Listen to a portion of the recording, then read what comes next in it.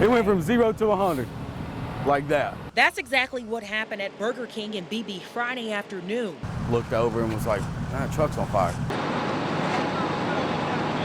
Zach Walker captured this video of a truck in flames at the BK drive-thru.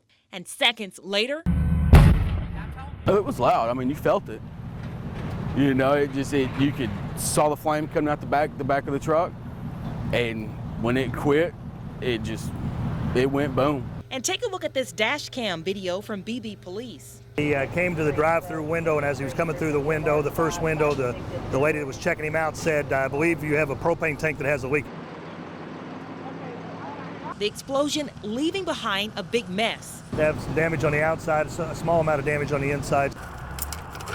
Police made sure everyone got out of the fast food joint and away from the flames. I mean, I'm thankful nobody did get hurt. I'm glad everybody got out. Hopefully the driver's okay. The driver was taken to the hospital with injuries. When I arrived, the tank was spewing flames. And when it comes to having it your way at BK, It's my once-a-week meal right there. now Zach and other hungry customers will have to wait. It's my favorite place. It's my favorite. This is the routine for Todd Paden and his family. Before he takes us down what used to be Paden Road in Worcester. Well, I've lived here my whole life, and I've seen it over that road 3 times. About a half a mile later, we arrive at his house. I grew up on this creek right out here. I've seen it out of its banks 1,000 times, but you know, nothing ever like this. This basketball goal and even their swimming pool. You see this stuff all the time on TV, but you don't think it'll ever happen to you. Surrounded by 40 inches of floodwater from the Arkansas River. Here we are. You know, it happened to us. This photo shows what it looks like from a bird's eye view. I mean, we've worked so hard trying to get this out of the house. They started building this wall around the home with help from the community. A bunch of people showed up, and we just went to moving blocks. It took about 5 hours. They've also moved thousands of sandbags. For 3 or 4 days, we have been re-sandbagging and sandbagging on top of sandbags. And using these generators for an extra layer of protection. We don't have flood insurance. And we're just trying to keep it out of the house. With more long days ahead, the Patens are hoping it will soon be over. Never dreamed that it would be anything like this. People who live in this area say storms moved through quickly and strong winds left behind a path of damage. Metal sits wrapped atop a utility pole, and massive trees lie uprooted across several yards. This would be the worst storm we've actually been through. Tammy Rye and her husband weren't home Tuesday when strong winds pummeled their neighborhood just outside Atkins in Pope County. But one of their family members was home just next door. It was here, officials say, crews rescued a woman from beneath a fallen tree in the backyard. They took her by ambulance and we have not heard anything yet. Just across the street, scraps from a toppled chicken house litter a pasture. The mess proved to be quite a sight for Pope County Judge Ben Cross. Anytime you have storm damage like this with 100-year-old trees blown over like toothpicks, it's staggering to the, to the first look that you see.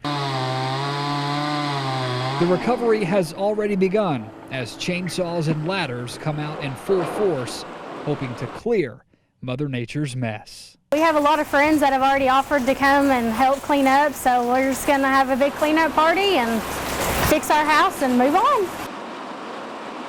Many people remained without power earlier this evening. We did see crews in the area working on the issue. It's unclear how long it'll take to restore power to some of these homes. In Pope County, I'm Tyler Thomason. Back to you. Yeah, things are calm right now here at the Arkansas River in Morrilton, but according to the National Weather Service, as of noon today, the levels here were at 29.8 feet. The record level is 30 feet, and by Tuesday, they expect it to crest at 42 feet. It's something that people nearby and the Arkansas National Guard is becoming aware of. Bottles are stacked and glasses are filled. We've got semi-sweets, dry reds, dry whites. Sherry Sowers runs the Movie House Winery in Morrilton. It's nestled on a hill not far from the Arkansas River, which has played a starring role in warnings from local officials. We've been watching the farmers for the past couple of days, and they have been working like crazy trying to get all of their stuff out of the fields. In this section of the rising river, trees sit in jeopardy of disappearing, and debris continues to sweep downstream. It's prompted a Memorial Day weekend change of plans for 26 members of the Arkansas National Guard. When we get called up for stuff like this, it's a moment's notice, and we have to pack our stuff and we have to leave. Corporal Stephen Wright tells me one squad is heading to Fort Smith, another to Dardanelle to prepare for water rescues. Some are in place now, and some will be moving first thing in the morning.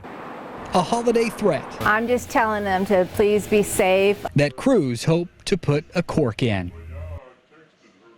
And we just learned late today that the Conway County Office of Emergency Management held a meeting at 1 o'clock this afternoon with other local emergency crews to note some streets and roads that might be closed when the river does crest on Tuesday. Portions of I-40 were on that list between mile markers 101 and 106, and portions of Highway 113 west of Morrilton, as well as some other streets and roads in this area. We've seen a lot of people who live on the banks here come by and check things out as they've heard the news that the levels are expected to rise. In Morrilton, Tyler Thomason, KARK4 News. Back to you. Okay, thank you. Still a lot to track and be concerned about. So we started out this morning in Sebastian County, and we've been going county by county down the river, and we're ending the day here in Jefferson County and Pine Bluff. We saw that even though the water has gone down in some places, there's still a lot of recovery and a lot of work to do. So I wanted to talk firsthand and just talk about what sort of help, what sort of assistance over the longer term, in particular, some of these communities are going to need. So it's up at least 8 feet, probably, right? What's the 8 feet right now? 8 feet? On the body. It's just heartbreaking. People need to know that we're not in their shoes, but they are part of our community. We're one big small town here in Arkansas. They are loved, and we're going to do everything we can to support them in every way.